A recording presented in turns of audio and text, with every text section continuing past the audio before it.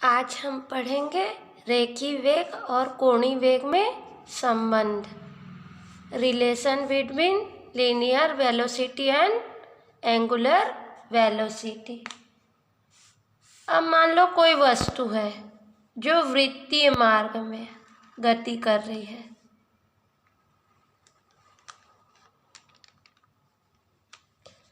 मान लो केंद्र क्या है, O है, और R त्रिज्या वाले वृत्त के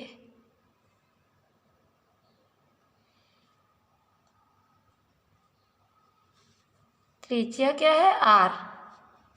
वृत्तीय पथ पर वृत्तीय गति कर रही है ना कोई वस्तु। तो समान सूक्ष्म समय अंतराल डेल टी में, तो समय अंतराल डेल टी में वह कहाँ पहुंची। मान लो ये बिंदु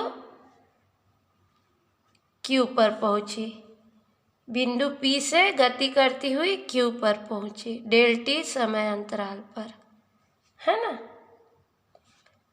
मान लो ये दूरी क्या है, डेल S।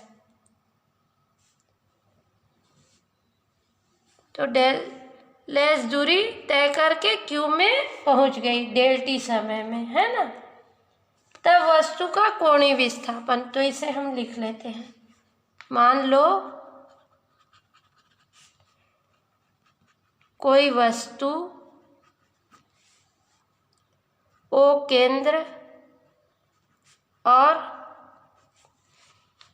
R त्रिज्या वाले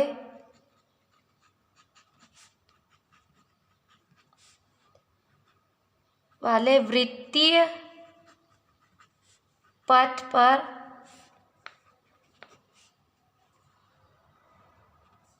वृत्तीय गति कर रही है। सूक्ष्म समय अंतराल डेल टी में डेल S दूरी तय करके P से Q तक पहुंच जाती है।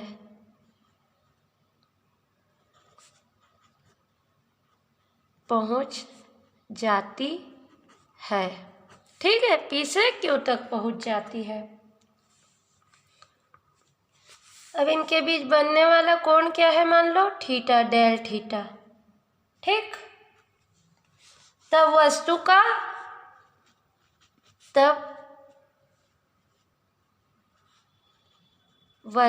का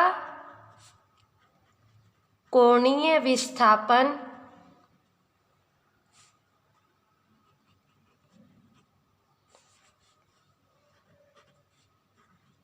कोण बराबर चाप बटा त्रिज्या डेल S बाय R। ठीक, अब ये दोनों पक्षों में क्या करेंगे, डेल टी का भाग दे देंगे। दोनों पक्षों में डेल टी का भाग देने पर तो del theta upon del T, del S by del T into 1/R। अब इसमें लिमिट ले लेंगे अपन। Limit del T tends to 0 की ओर अग्रसर है लेने पर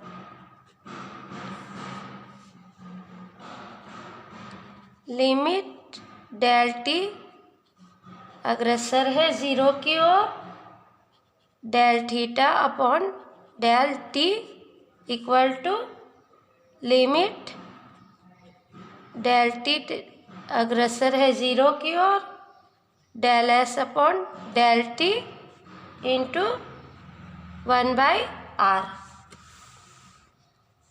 ये आ गया हमारा इक्वेशन नंबर 1। किंतु हमको क्या पता है, किंतु limit del T tends to 0 del theta upon del T equal to D theta upon D T, अवकलन के पदों में, है ना।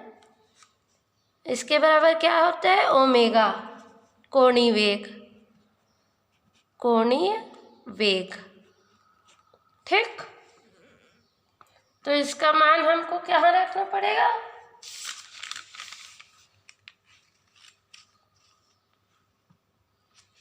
ठीक, तथा del S upon del T, limit del T tends to 0 equal to del S upon del T होता है ना, रेखीय वेग बराबर रेखीय वेग। ठीक,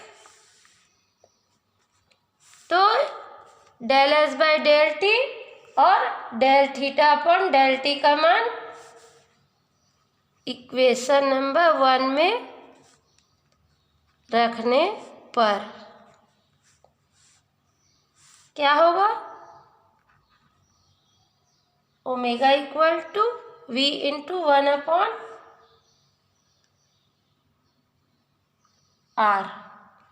ठीक, ओमेगा बराबर वी इंटू 1 अपॉन आर, तो V equal to omega into R, अर्थात क्या कह सकते हैं, रेखीय वेग बराबर कोणीय वेग इंटू वृत्तीय मार्ग की त्रिज्या, मार्ग की त्रिज्या। ठीक है, कहते हैं एक समान गति करने वाले, एक समान गति करने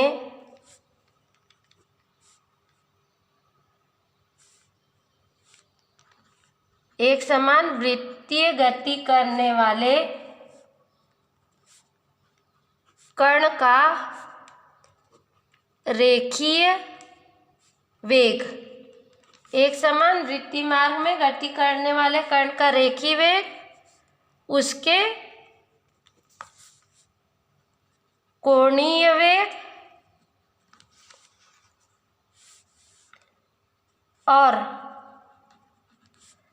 वृत्तीय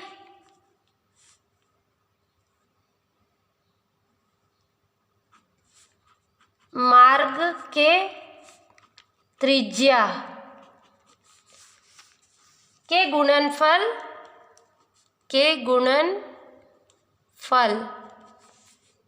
के बराबर होता है। ठीक है, नियत कोणीय वेग ओमेगा के लिए रेखीय वेग v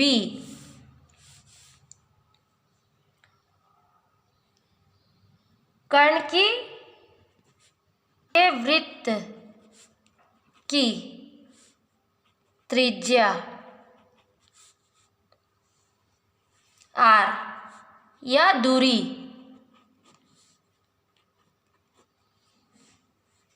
के अनुक्रमानुपाती होती है। ठीक है, अर्थात कण केंद्र से जितनी अधिक दूरी पर होगा, अर्थात कण केंद्र से जितनी अधिक दूरी पर होगा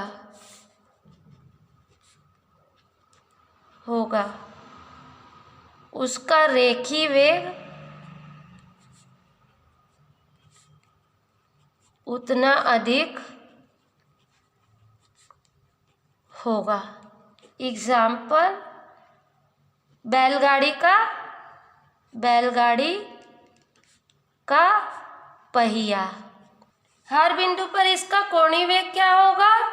एक बराबर होगा, है ना। परंतु पहिए के डोरी के पास जो बिंदु स्थित होगा उसकी रेखीय चाल क्या होगी? कम होगी। तथा जो बिंदु पहिए के परिधि के पास स्थित होगा उसका रेखीय चाल सबसे अधिक होगा, है ना।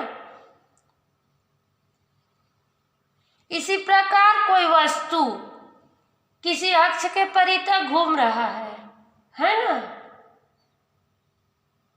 तो उसके सभी कण मिला के उनका कोणीय वेग तो एक समान होगा, किंतु अक्ष से दूरी भिन्न भिन्न होती है। इस कारण से उनका रेखीय वेग भिन्न भिन्न होगा। ठीक है।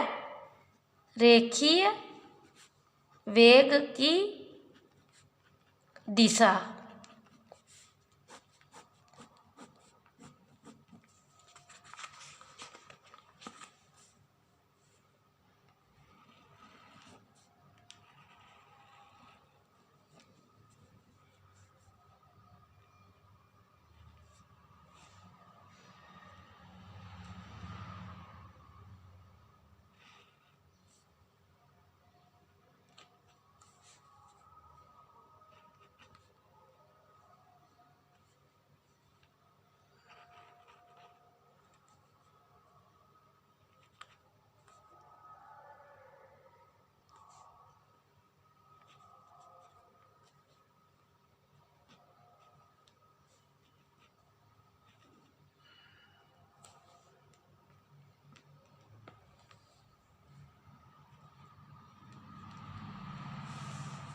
अब मान लो डेल टी का मान बहुत कम है ना, तो हम डेल एस बराबर चाप पी क्यू को क्या मान सकते हैं? पी क्यू के बराबर मान सकते हैं।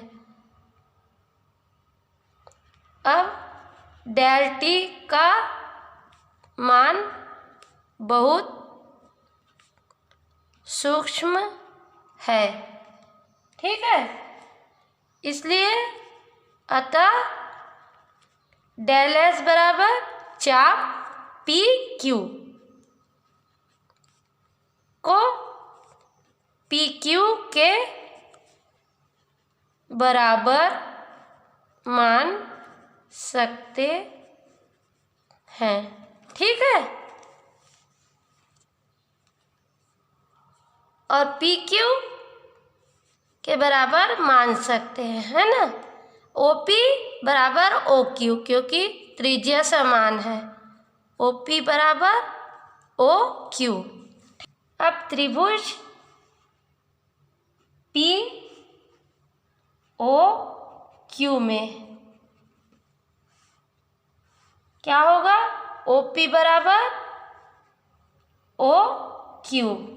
ठीक, इसलिए कोण ओ पी क्यू बराबर कोण ओ क्यू पी। ठीक, तो अब हमको क्या पता है? त्रिभुज के तीनों कोणों का योग 180 अंश होता है। त्रिभुज के तीनों कोणों का योग 180 अंश होता है। तो पी ओ क्यू प्लस कोण ओ क्यू पी प्लस कोण O P Q equal to 180। ठीक है, तो कोण पी ओ क्यू बराबर क्या है? डेल थीटा प्लस कोण ओ क्यू पी बराबर कोण ओ पी क्यू, कोण ओ पी क्यू प्लस कोण O P Q equal to 180। ठीक है, तो डेल थीटा प्लस 2 कोण O P Q equal to pi. तो ये आ गया 2 कोण O P Q equal to pi minus del theta. कोण O P Q equal to 1/2 pi minus del theta.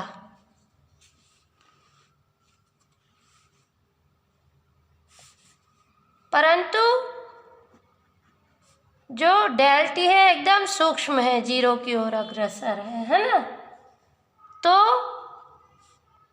Del T भी सूक्ष्म कोण बनेगा, है ना, तो इसे भी मान सकते हैं 0 की ओर अग्रसर है।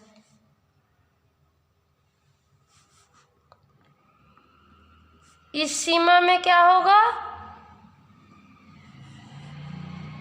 कोण O P Q equal to 1/2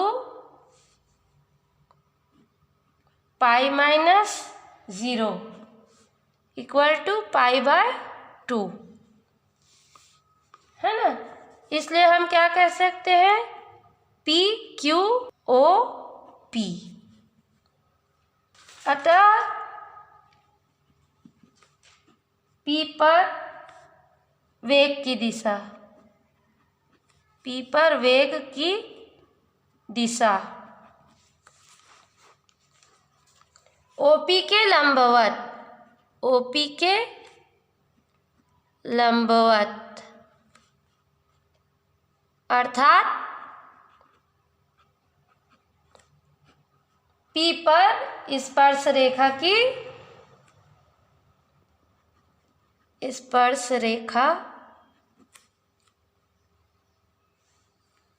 की दिशा में होती है।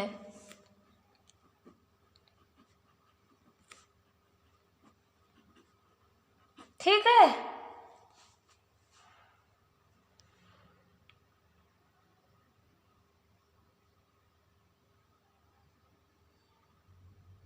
अब वृत्तीय गति, इस प्रकार क्या कह सकते हैं कि वृत्तीय गति करने वाले कण के, वृत्तीय गति करने वाले कण की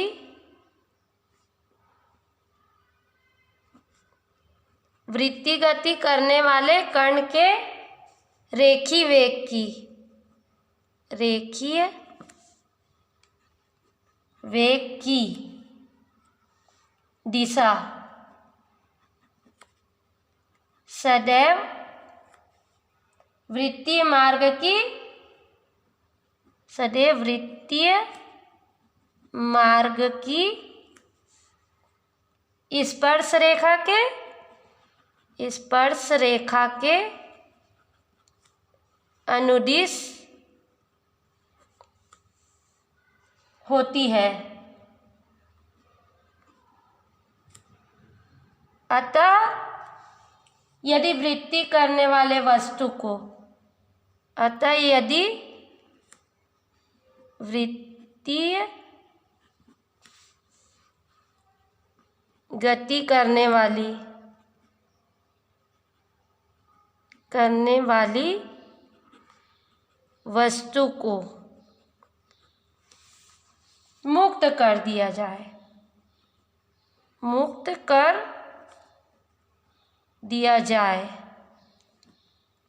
ठीक है, तो वह स्पर्श रेखा की, तो वह स्पर्श रेखा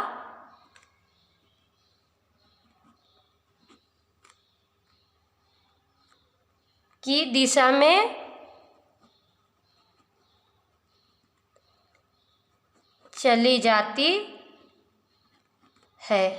ठीक है। जैसे कि एग्जाम्पल,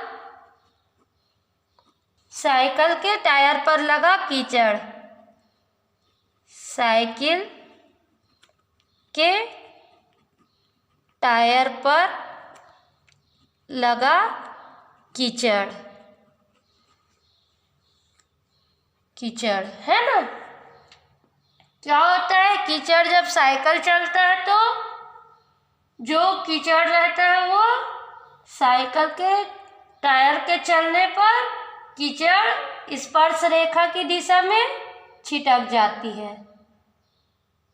इसलिए कपड़े की सुरक्षा के लिए साइकिल में क्या है, मडगार्ड लगाया जाता है ना। और वृत्तीय मार्ग में एक समान चाल से चल रहे कण का वेग समान नहीं होता, बल्कि लगातार बदलते रहता है, क्योंकि गति की दिशा निरंतर बदलती रहती है। एक कण 14 सेंटीमीटर त्रिज्या के वृत्तीय मार्ग पर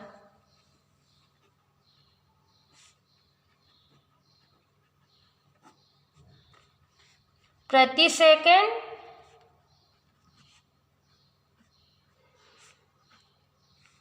60 चक्कर लगाती है।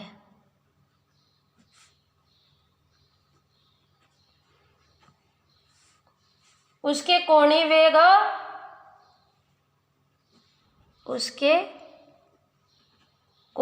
वेग और रेखीय वेग की गणना कीजिए। ठीक है, तो हल क्या दिया है हमको, त्रिज्या आर कितनी है, 14 सेंटीमीटर। ठीक है, और चक्कर कितने लगाती है, 7 चक्कर, है ना। मतलब आवृत्ति म्यू बराबर 7 चक्र प्रति सेकेंड। ठीक है, तो हमको पता है कि कोणीय वेग ओमेगा बराबर 2 पाई म्यू।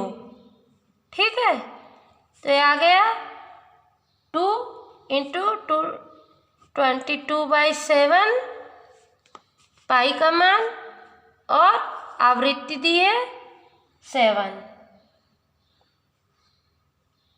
ठीक है, तो ये आ गया 44 रेडियन प्रति सेकेंड। ठीक, कोणीय आवृत्ति को रेडियन से नापते हैं ना, रेडियन प्रति सेकेंड। अब रेखीय वेग क्या होता है, v = ω/r। ठीक है, इसमें हम मान रख देंगे ओमेगा का। 44 त्रिज्या कितनी है अपनी, 14। ठीक है, इक्वल टू क्या आया, 616 सेंटीमीटर प्रति सेकेंड। ठीक, ये आ गया आंसर, रेखीय वेग।